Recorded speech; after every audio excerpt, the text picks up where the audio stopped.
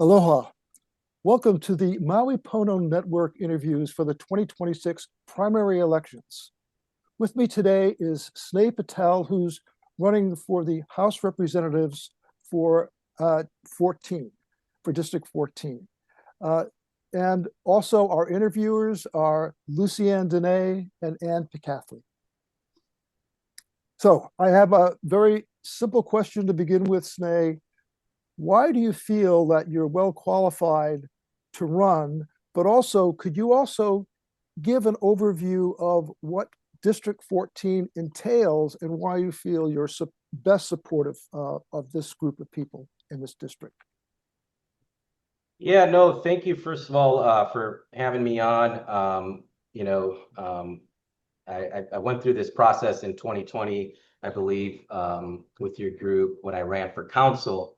That was, a challenging time with COVID.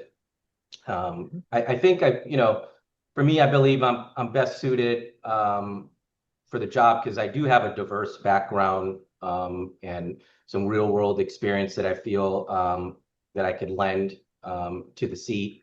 Obviously, there's the professional side that I bring, but there's also the community leadership, especially since after COVID, and even years before that I bring to the table. And I feel like throughout my career, I brought people together basically to get things done. I've worked in the private sector, been part of the Lahaina Town Action Committee nonprofit for 15 years.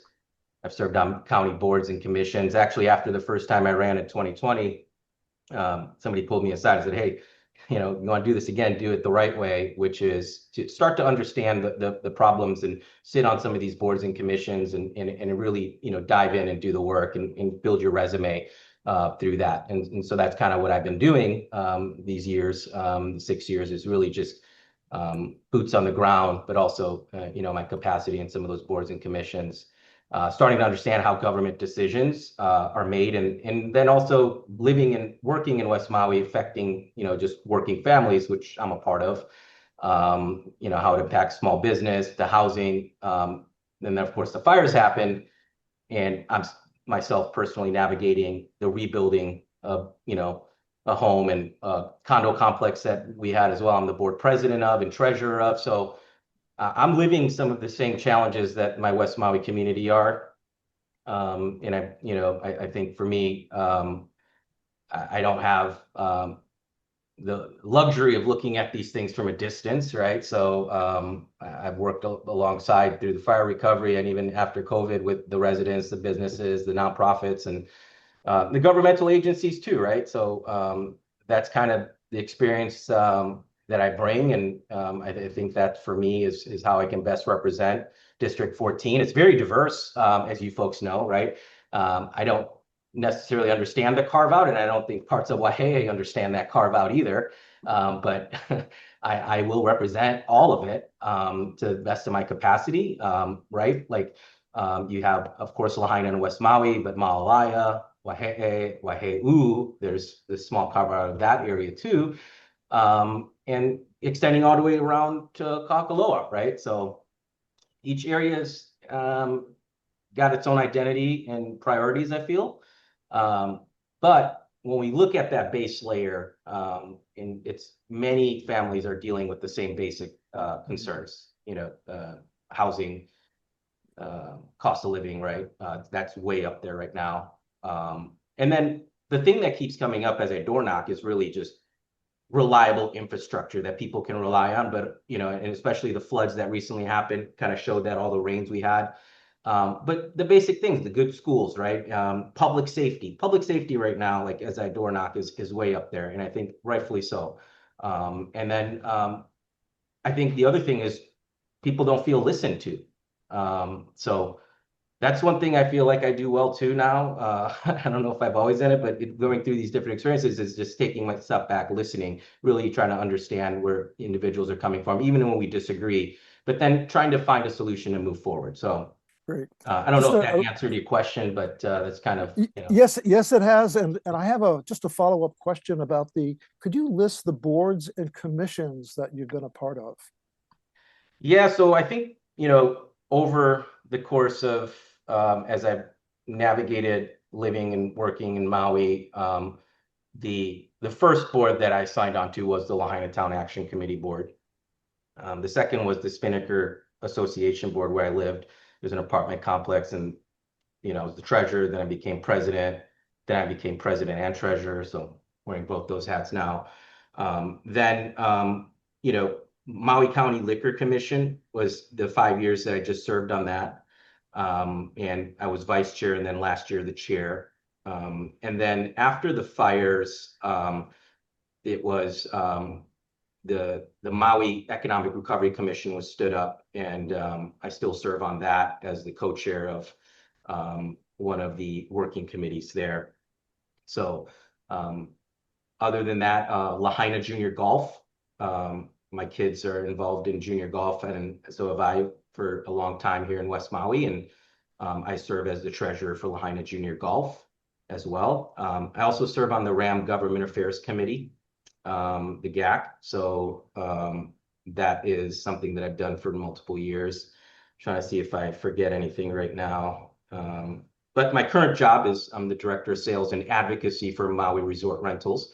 So that's where I'm currently working. So that would be the only job that I'm actually working to get paid. Everything else is just volunteer basis, right? And I had, when I took that job initially, not just wanted to be part of the sales leadership, but I put in advocacy because it wasn't advocacy for our industry or anything. It was more of advocacy for the community. And because of the community advocacy I had done, I wanted that to be attached to it, because I feel it's important how we do business in Hawaii and how we give back to the community. And Great. Yeah. Thank you for that, Sne. Lucienne, you're next. Oh, thank you. Thank you for that great introduction, Sne. I think my first question would be, you've been putting your ear to the ground. What do you think you need to accomplish for your community if you were to get elected? What would you try to do in this term if you were elected to this next legislative term? Yeah, so I mean, I think I've always been pretty pragmatic in my approach.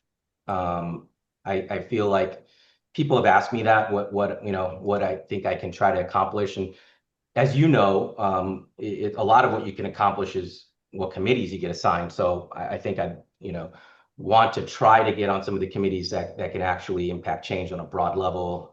And so for me, I think my first priority, or one of the highest priorities, would be, if I am able to really prioritize the Lahaina recovery and rebuilding. We need to make sure that the state is doing everything it can to support, West Maui and the Lahaina rebuild, with roads, the water, the drainage, right? Fire safety is way up there. Emergency access keeps coming up. And then the permitting process. I feel like, we can't just rebuild, one at a time for the commercial business. I know, early on the conversation was, let's, get the residential permitting process sort of expedited. And then now it's time to a point where we need to really focus on that commercial side as well. And infrastructure, right? Like making sure that we're not just building on top of old deteriorating infrastructure, that we're able to lay the foundation, not just for now, with regards to infrastructure, but decades from now. So, one of the things we always see is like, okay, we got to tear up the street again because now we need this pipe to be bigger, right? So it's like, let's plan for it. I think this, for me, so those would be like some of the top priorities. Education obviously is big. I've gotten a lot of trade support, and I really think it's because I do believe education, and especially workforce development, is like crucial to make sure that we not only retain the teachers, but also improve a lot of the school facilities that we have, and expand the career and kind of technical education. So I'd like to see a more permanent UH presence in West Maui. So that's something that I've broadcasted. It's like, so that residents can have access to that higher education and workforce training certification programs, right? So I don't know. I'm not going to promise that I'm going to get in there and just fix all of these issues that have been there for a very long time. I know that I'm going to start on things that my community is really focused on, which is that safety component, which is the infrastructure.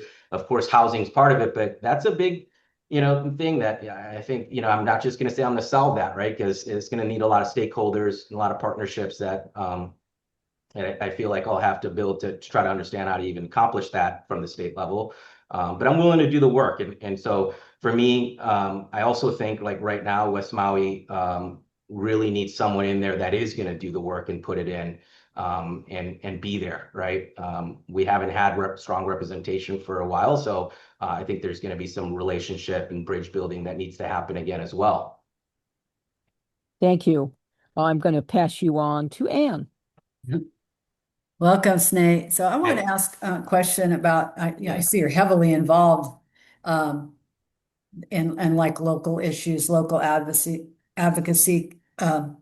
community, the Lahaina community post fires. Have you had like any level of civic engagement with the state legislature, like maybe meeting with some state senators or representatives or providing testimonies on certain bills? As I think, when you're in the state, you represent West Maui, but you're also representing the whole state and passing bills and approving of taxes and budget and that kind of thing. Yeah, no, thanks for that question, Anne. That's one of the things for me is really important that it's exactly right. It's not just about one section of what you're serving, but the whole state and all of those different areas. I have spent a good amount of time engaging with the state legislature over the years, understanding how kind of the decisions are made there. Very early on in kind of my journey into that, I was part of Kaipu Kukui, which is a future leaders program that's, comes out of MEDB. And I remember we did a halavai where for a whole, weekend, we went over to the state capitol, kind of understanding how, the process works and meeting with a lot of state legislators. Post-fire, our organization, Lahaina Action Committee, came together and got one of the first meetings, that was really crucial and critical for a lot of the state agencies, government agencies from the federal, state, and county to come together in one room. That was the first time that had been organized. So, that was a good engagement opportunity. Obviously, since the fires, I've definitely testified on many of the bills that have come through, especially if they're impacting West Maui. One of the things that I kind of learned is some of the challenges we face locally. They're not just going to be, of course, fixed at the county level. So that's where, partnerships and making sure that you're working with your other state legislators is going to be really important.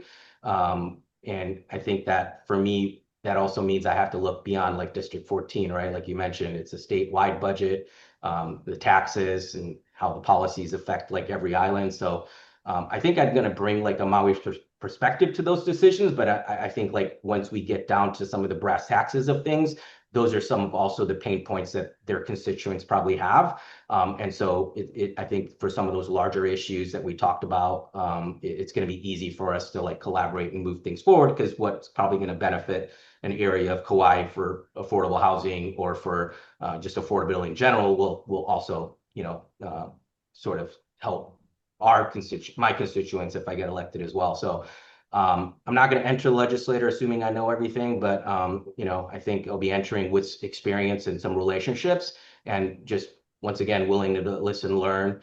And I also believe that I understand enough about the process and the issues. I think that that'll be effective and make sure that for I think the first time in a long time that West Maui's got a strong voice in the state that's actually going to collaborate, work together, and move things forward. So, right, because it is the worst disaster. I was hoping you'd say that it was your perspective that you got a lot of state support after that. Yeah. Okay. Thank you. Paul? Sne, my next question has to do with something that you've mentioned about your budget. and your abilities there in terms of monitoring financials for different organizations.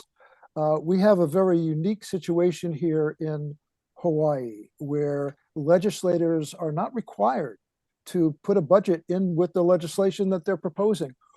What would you do about this, and how would you help to resolve this issue that affects our budgets statewide tremendously?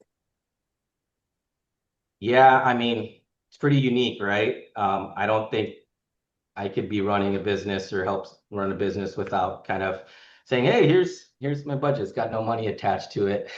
But somehow it's happening. And look, I think, it's an important issue for sure. I'm not going to agree with passing legislation without understanding kind of the full cost of things. Like, and I'm going to have to dig in and understand, okay, where does the history of this come from? Why do we do it this way? Is it, there could be a valid reason, but it's not the way I've operated. Obviously, you need to have some parameters of what things were budgeted before in certain line items, and that you have some sort of increase based on, all sorts of different factors. And so I think that, yeah, it's one of the areas that I do know that I have questions about are some of the special funds that exist. And what happens there when things are over budgeted and they go into a special fund. I'd like to see how we can return that back into the taxpayers. Instead of always looking at saying we're gonna say, hey, we over budgeted here, we got to put this back in here. But the bill's not having the financials attached to it. We should have maybe some sort of idea, right, to start with. It could always be adjusted later. But the other big issue that I feel is like there's a lot of vacant positions, and that there could be a reason once again for that, but those are budgeted. But I see some that are budgeted but haven't been filled for many years. So I'd love to understand more about that, and why that happens. And so I don't want to I guess drill down too hard on that in that question right now, because there is some things that I'd like to understand on why things are done that way. But I think the goal should always be to give legislators and the public as much accurate information that we can, to be as transparent as possible, and to utilize and to realize that taxpayer money that is getting into that budget, you need to take care of it like it's your own money, right? And so I think that good policy and fiscal discipline, something that I'm really strongly passionate about, should kind of work together and not against each other. And so I don't know if that answers the question, but it does, very much so. Lucienne, I'll pass it on to you next.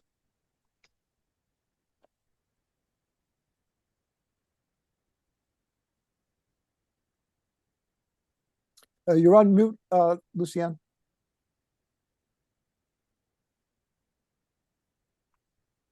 Still on mute. There we go. It was a little noisy at my house. There's been a lot of talk about the recent tax cuts that were approved by the legislature, and the fact that a portion of that funding was found by cutting the incentives to install solar on private homes and local businesses. Do you weigh in on that at all? Do you think that we need to make sure that there is more tax support for solar, or how do you feel about that topic? Yeah, I mean, I know we have a larger goal of getting to that renewable energy goal, right? And we're looking at all the ways that we can get there. Hawaii families, I think one of the things is they're just dealing with right now all across the board very high cost of living. And so for me, I think doing things that allow people to keep more of what they earned, I think that's important. And if that means helping support them to mitigate against their rising energy costs, I think, which is probably one of the biggest expenses, especially in West Maui, and you live in an area where it's really hot, you're probably going to be running the air conditioning. So I'm in support of programs that allow people to make sure that they're cutting costs. But I also think that tax credits and incentives should kind of be reviewed periodically, right? We shouldn't just have things that sit there that maybe aren't benefiting as much as we want to. So yeah, I don't know if that answers, but you know, I'd like to see that use be targeted when we're helping residents as well as businesses to make sure that it's really helping them. You know, it's so I'd like to see some data to make sure that that money being spent there is actually helping, right? So for example, you know, I think for me it's like you know, how do we help support lowering everyone's costs? We should, you know, make it easier for, you know, one of the things I thought is we should make it easier for those that are renting to give a tax credit, right? Or take away, like, you know, maybe if you long-term rent, you don't have to charge GET to those renters, right? So there could be programs that are targeted specifically for renters and for owners that rent that we're helping them lower their cost of living. So yeah, I'd have to dig in on that, Lucy, and I'm not as, I guess, It was just versed in it that, was but one of those high discussion items in the last session, you know, the articles in Civil Beat and everything. So yeah. I thought I'd throw it out there because it is a contemporary issue. All right, I'm going to move on and pass you over to Ann. Ann, you're on mute.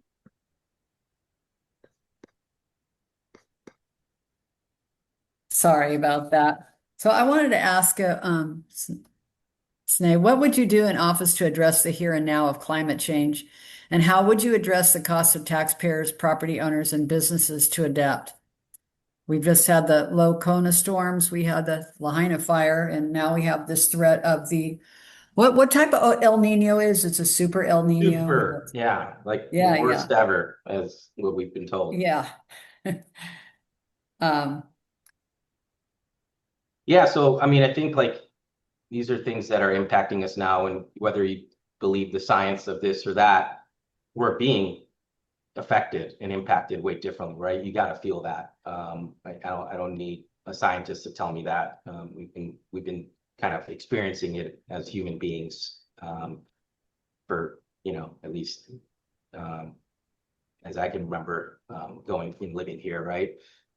So I just don't think like you know, climate change for me is like it's no longer be treated as something we only plan for in the future. It's got to happen starting now. And so especially with the wildfire, you know, the flooding that we had that you mentioned, and you know, the extreme heat, and we're seeing that right now all around the world. And so the priority, you know, for me would be some sort of practical resilience. That means like, you know, we got to invest in making sure we have the proper drainage. So when this water comes in, right, it's no longer hypothetical. We know in West Maui that amount of cubic feet of rain is going to result in this many, you know, millions of gallons of water. How do things drain? What do we build? How do we lay the infrastructure, right, to make sure that efficiently flows through? And more importantly, how do we collect that and store it, right?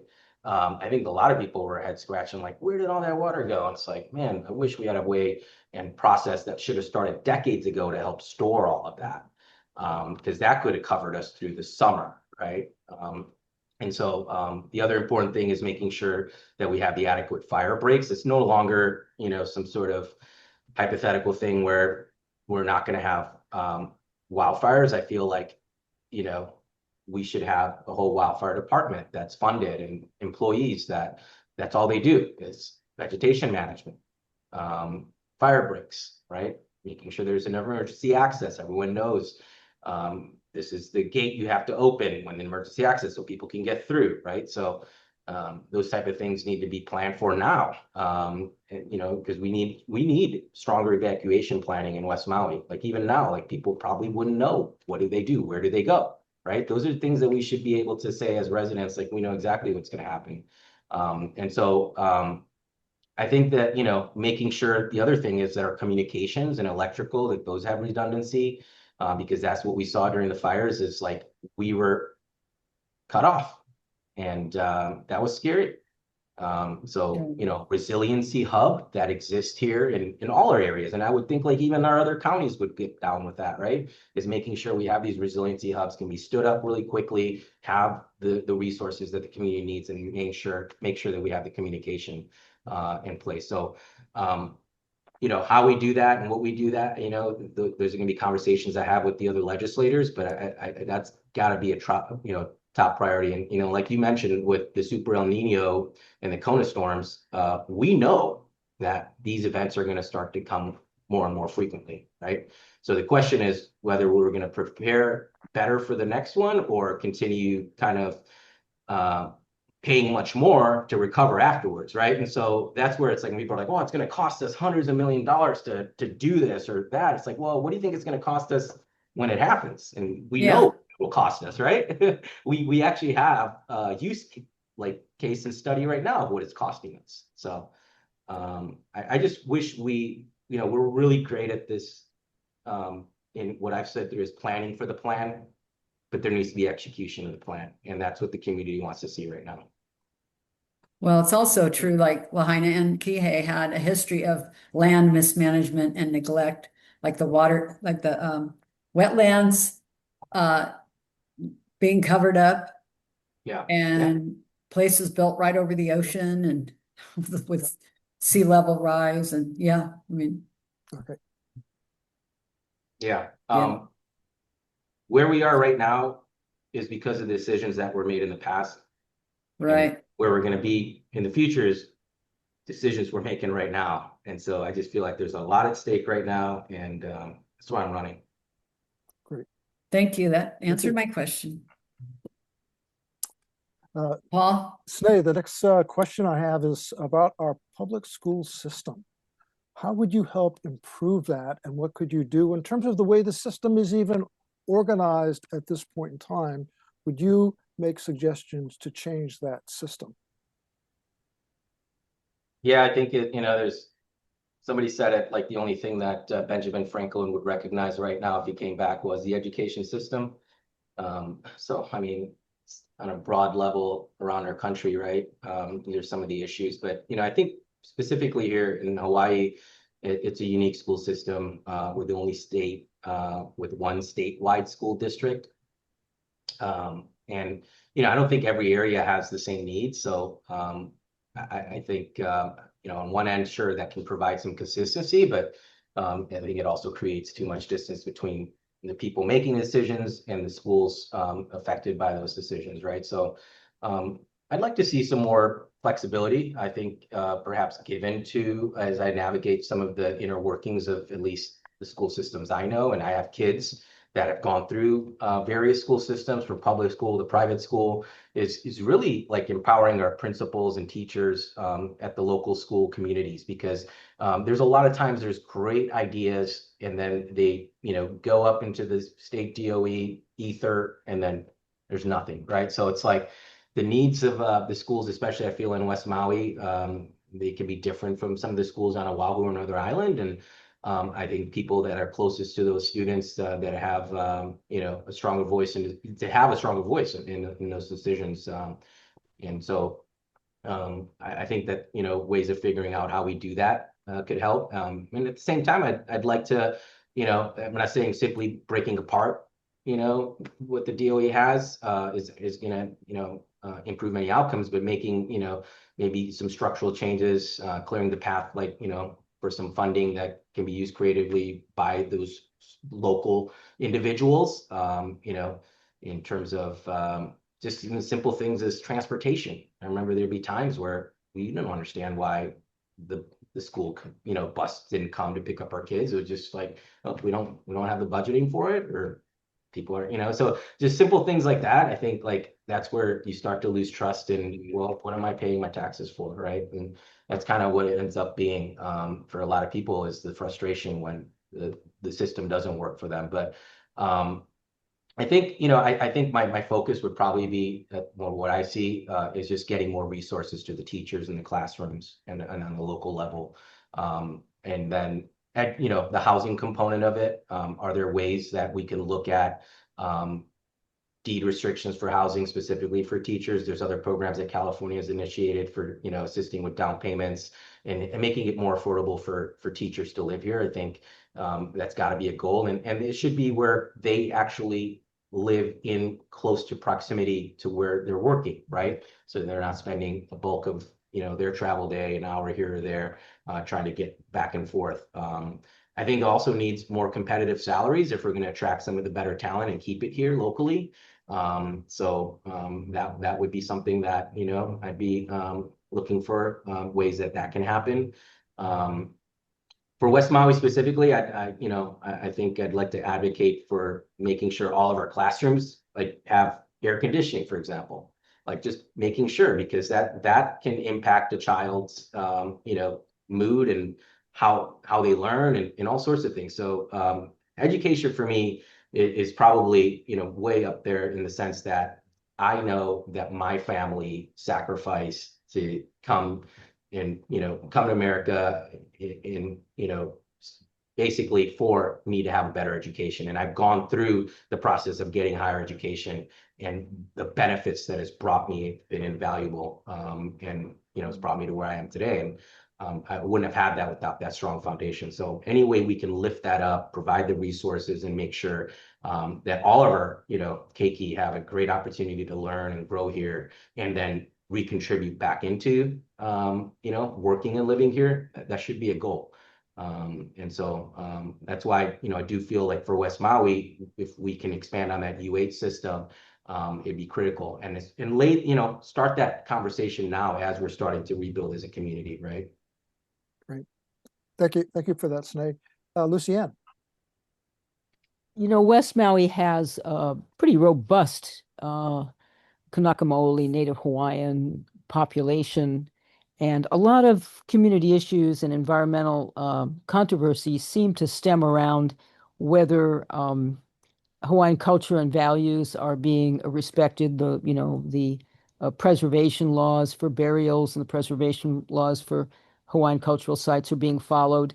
And what would be your position in the state for bills that are introduced every year to sort of get rid of review from the State Historic Division because it takes too long, those kinds of things? How would you see yourself as protecting things that are important to the Native Hawaiian residents of your district?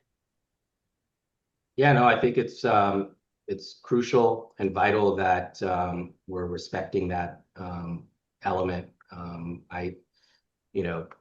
Coming from a culture myself that I feel had been colonized, I understand. I understand that how to retain it and keep it in the minds and consciousness, and making sure you're perpetuating is really important. I'm going to first of all come to your question with perspective of just respect for that.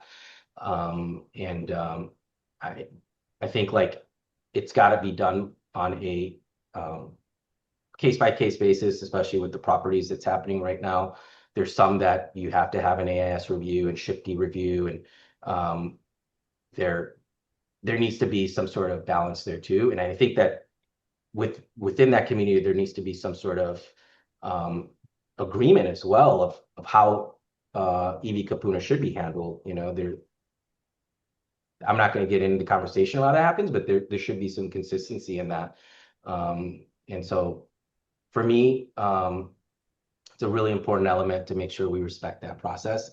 However, I think as we're rebuilding, I'm hopeful that we can find solutions that help people rebuild in a way that's respectful, but also streamlining that process.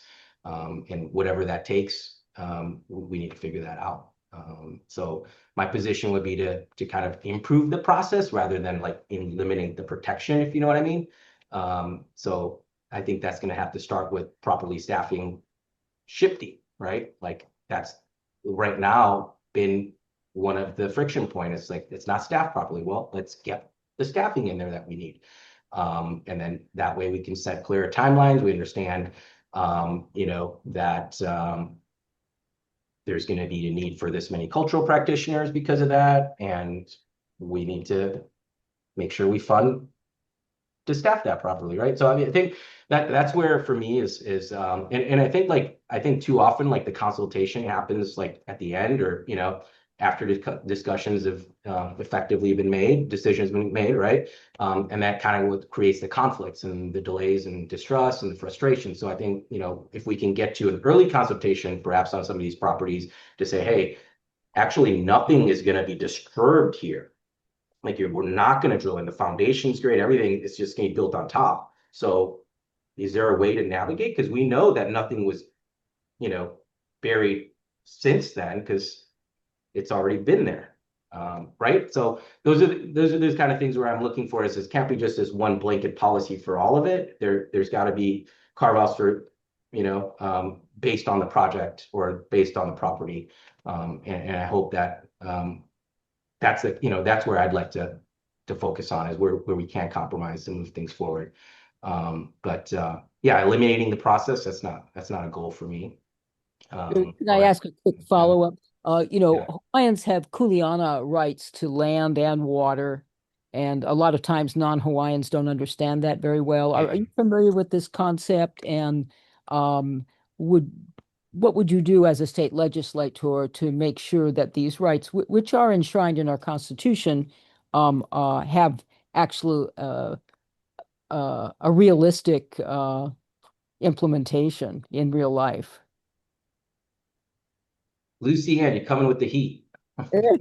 Well, I live this stuff. Yeah. Yeah, no, I mean, look, I think that once again, I approach it with respect, right? Like I think that when we're referring to that kuleana and apparent water rights, it's my understanding that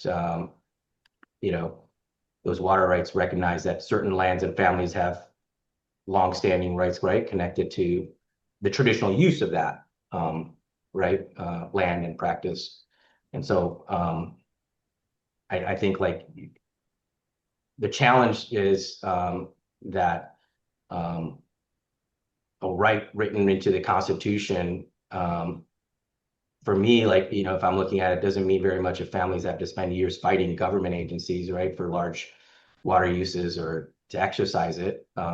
So I think, I begin from a position that water is a public trust resource, and it shouldn't automatically just go to whoever has the most political influence, right? The largest developers shouldn't get it.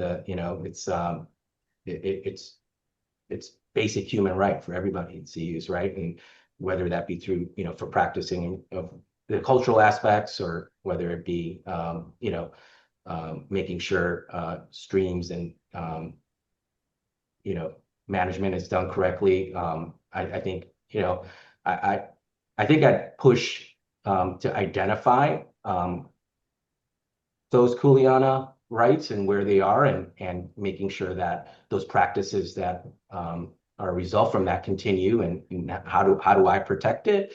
I think it just comes from respecting that and making sure that those that have those rights are at the table and having those discussions with me to educate me further on how to help them.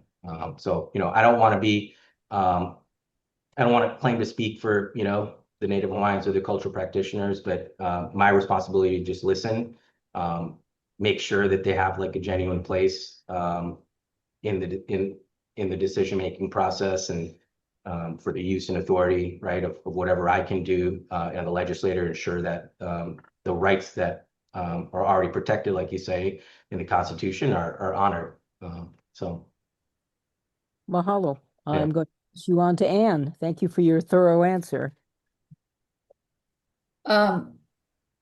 So, but that was a really great question. Listen, Yeah. yeah. it was. So approximately 60% of Hawaii residents are struggling to get by. It's such a problem, and it reaches far beyond just the low-income people, but also the middle class, and that's disappearing. What would you do to help? And I know that there was the federal big beautiful bill had an impact on Medicaid funding and also what trying to say called food stamps. Food stamps. And I know that we have a Maui food bank here, and sometimes there's just a lot of empty shelves. What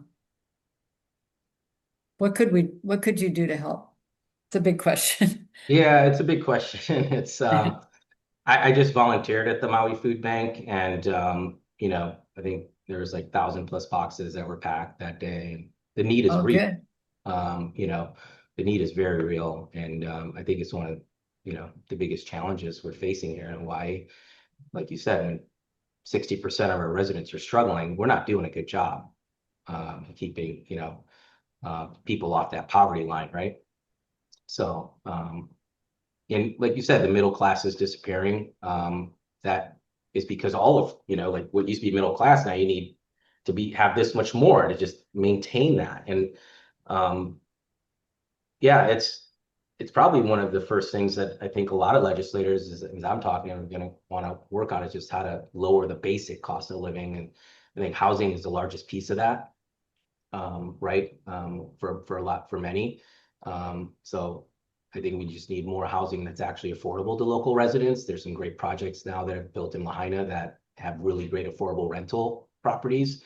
So we could look at more of that. Of course, workforce housing and stronger protections to make sure publicly support housing remains affordable over time. So that's where you have some of those deed restrictions where in perpetuity you're constantly maintaining that level of affordability. And then I think we also have to look at the wages, right? I believe that for me, my dad worked 3 or 4 jobs sometimes just to be able to make it.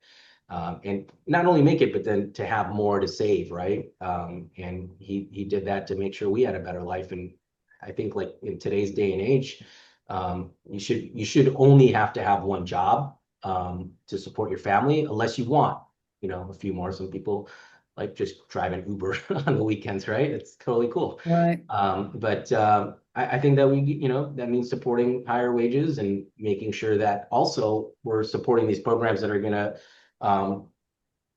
have workforce training as part of it, and apprenticeship programs, and so those are some of the higher paying jobs in our economy are some of those skilled labor jobs, and I think we're going to need a lot more of that, especially now that you do see this big AI push. I think there's going to also be this resurgence of just making sure that we're still making things with our hand, that these construction trades and skilled labor is still going to be an important part of it.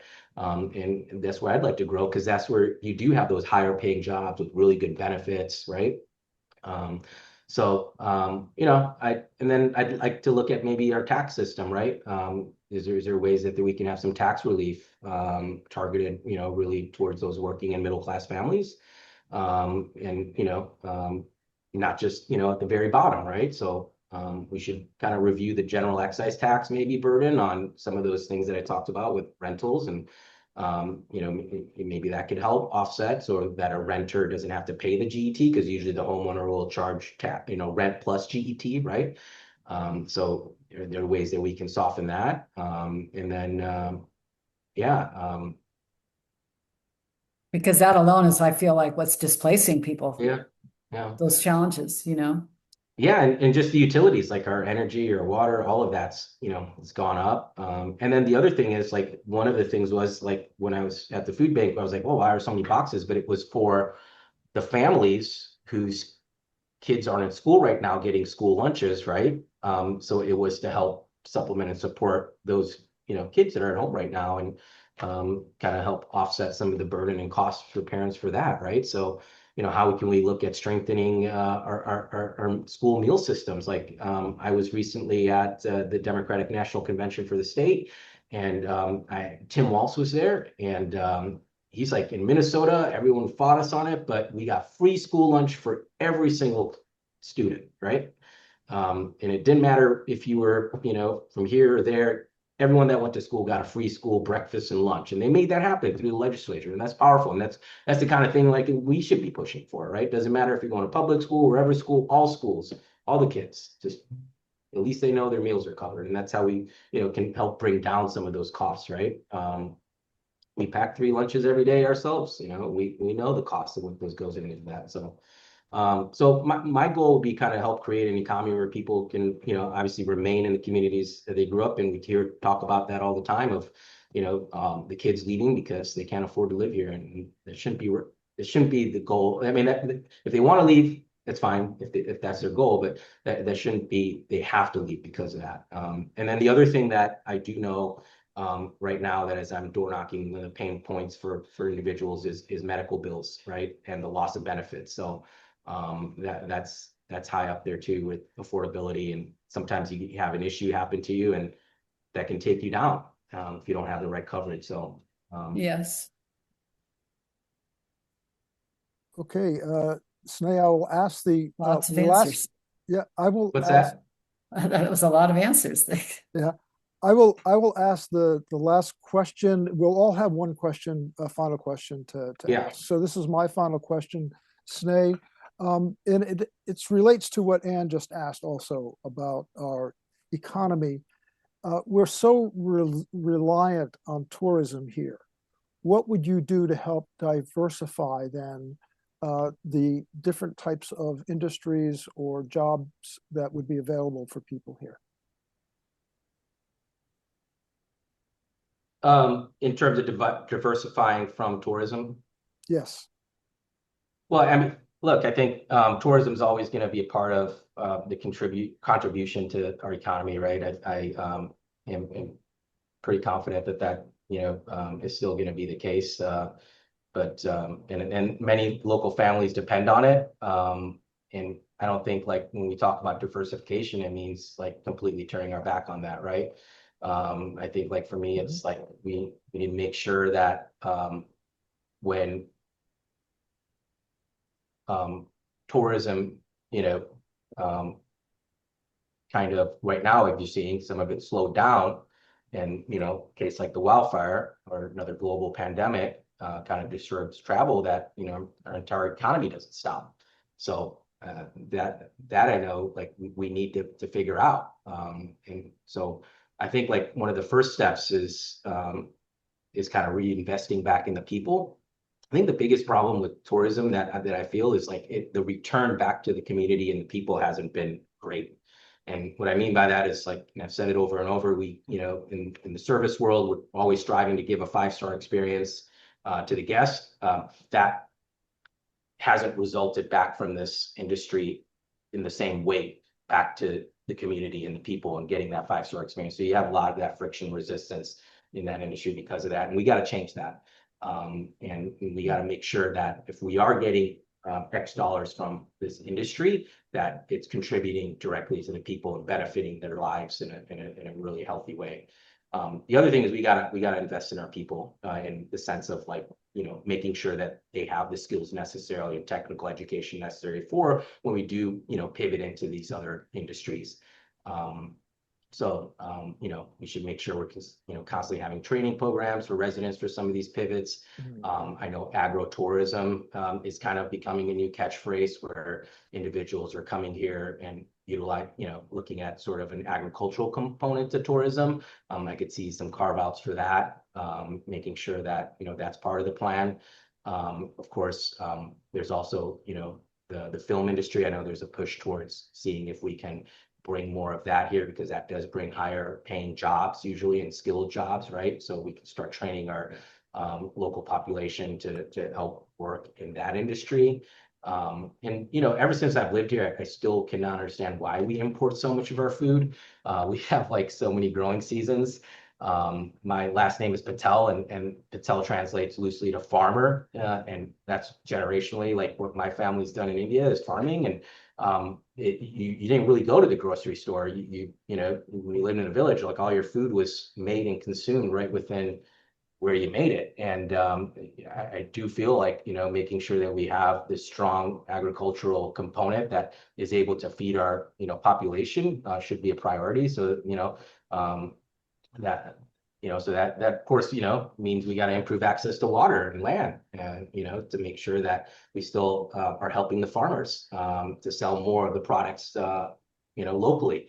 And so that, if we drive that, if they could sell that to the schools, the hospitals, right, and the hotels, the restaurants, that starts to, kind of help in that diversification process. And then I also think like healthcare and technology. I think there's a component there. I know Space Force, I don't know if you know, but they're coming here where the Maui Tech Park is. There's going to be basically the Department of Defense is coming here. So, some of those high paying, once again, jobs, those should be filled locally. We shouldn't have to bring in outside talent for that. But you got to start early and, making sure the training programs, the educational components, all over there. So when we do have this sort of natural sort of pivot or, curtailing from tourism into some of these sectors, that the workforce that we built locally is able to step into those jobs, and we're just not bringing people over to work in them. That would be one of my fears. So right now too, because of what we experienced in West Maui, we're seeing a lot of entrepreneurs just going out there and making it happen, and we need to encourage more of that. So it's I don't think the goals like necessarily like we need to attract like these large companies from somewhere else.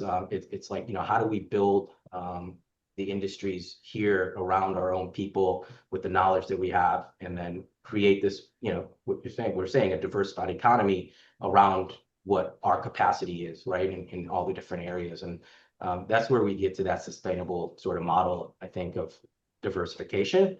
And so hopefully, the other part of it is making sure that money is also circulating, those industries are also circulating that money locally instead of just taking it out. And Great. Otherwise, that benefits nobody. Yeah. Thank you, Sne. That was a very complete answer. I will now pass you on to Lucianne for her last question. I'm just going to ask you a very, very short question. Do you support laws that try to get large expenditures by PACs out of politics and have more a level playing field for all the candidates in terms of funding? So this is the different labor PACs that exist and the money that comes from that. Oh, there's labor PAC, there's all kinds of PACs, there's special interest PACs. They could be timeshare PAC. We've had a lot of different PACs, Yeah. Yeah, I mean, I think like, the thing is like you have working families that work with a lot of the organized, labor unions that are here that are representing them. And I think that they necessarily may not have the time and energy to always constantly bring up some of the issues that are important to them. And you have, individuals that contribute their wages or percentage of their wages for that representation, right? And so I think that's critical, and it's important to kind of separate, what we're talking about outside large interest groups that are coming in versus locally groups that are, helping support candidacies that resonate with, those local hardworking people. So I don't think eliminating all of it is necessary. I could see where you're coming from, maybe with those large special interest groups that are, pouring millions and millions of dollars into some of these campaigns. I get that. That doesn't create a much level playing field. I think one of the other things is I think we need, newer individuals running and to help support that and figuring out how that happens, because that's how we make change, really, is making sure that we're constantly refreshing it too, in a good cadence, right? And it's not like a clean sweep for everyone is good, right? But we should always constantly encourage and have opportunities for newer people to enter this stage. And so, I'd be interested in looking at it, but I wouldn't give you an answer of saying like eliminate all of it. I'm sorry. Well, thank you very much. I'm going to say aloha right now to the call. I have to be on another Zoom. Thank you so much for your time, Sne, and for Bye. Yeah. Hey, Ann, thanks so much. Thank you so much. Yeah, thanks so much. and we'll carry on here. Oh, yeah. Oh, I'm not letting you off the hook that easy. oh. So, can you share with us like what endorsements you currently have, like from like political action committees or labor unions or whatever source, like HSTA or HDEA or Yeah. Yeah, so I've been fortunate to have the union representation or support. Right now, I have the University of Hawaii UHPA endorsement. I also have the Carpenters Union, the plumbers. I have one of the IBEW 1260. I have believe. Let's see, the sheet metal unions, and HAR, Hawaii Association of Realtors, is supporting me. And then the, Sorry, yeah. yeah, it's like all on our site, but trying to look at making sure I have the complete list here. Did I mention? What about the Maui Realtors Pack? What? That was HAR, Har- Hawaii Association of Realtors. Oh, that is the same. Okay, I'm Yeah. sorry. So I believe, Okay. yeah, I haven't gotten the RAM endorsement, but I have gotten the HAR, which is the Hawaii Association of Realtors. Yeah. That's a lot. Do you support like public, so this is another question, just, but yeah, I guess Yeah, yes it's or a no. lot, but I think it speaks to kind of the broad support that I'm getting, not just, from one area, but and I think that's also speaks to kind of my experience as well. We have a pretty weak public financing for campaigns that doesn't come close to what other states have. Yeah, what do the other states have? Connecticut and I can't think of a couple other states that really like it's like 100% match. Okay.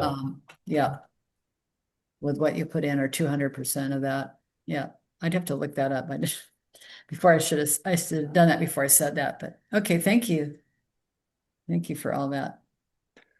So, Sne, thank you again for this Yeah. interview and for sharing your thoughts on so many different topics.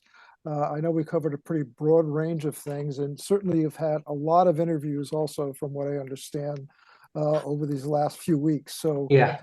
thank you for expressing yourself, but also for running and for coming back from running before and really doing your education and getting up to speed on so many different issues and participating in community the way you have. So thank you so much for that.